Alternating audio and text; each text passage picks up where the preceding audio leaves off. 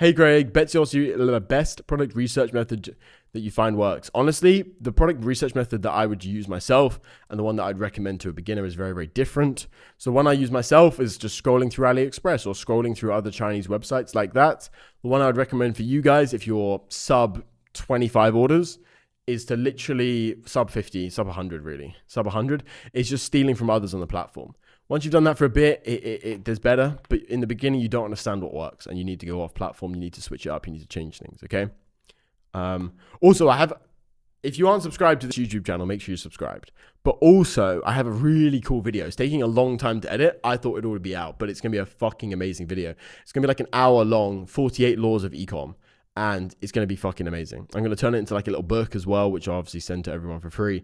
But that's going to be super, super, super good. Like, honestly, most valuable video that on ecom YouTube, 100%.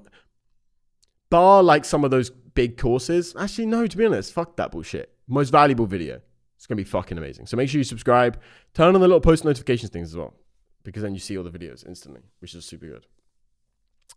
But yeah, that's going to be a sick video. I'm actually gassed for that. My editor keeps delaying it. He's like, oh, Craig, this is a very big video. I'm like, yeah, bro, I know. Fucking edit it. Hurry up, G. But yeah. Hey, Craig, just started. Got $175 to my name. Can I pull it off? Yes. But be conservative with your cash. But also, bruv, unless you're in a third world country, which then I understand. But G, why do you not have money coming in? Like, there's no honor in just like being poor, you know? There's no point in thinking like, oh, I wanna make a lot of money from business, and there's no honor in just being like, oh, I'm an entrepreneur. It has to work that way. I'm never gonna get a job because some entrepreneur somewhere said I never got a job. It's like, bruv, I've had jobs. I've had 9 to 5s in my time, and I've always had side hustles. Right? Sometimes side hustles die out.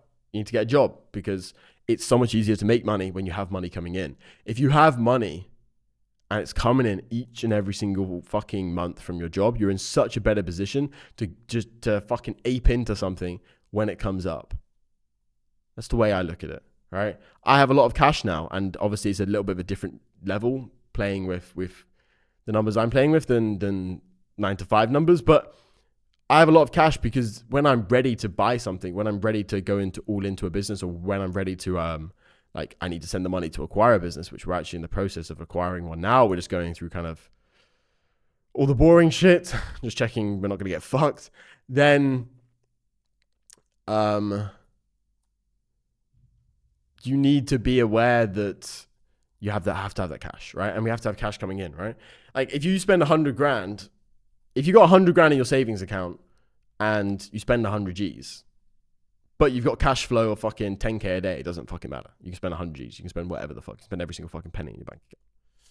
That's my opinion.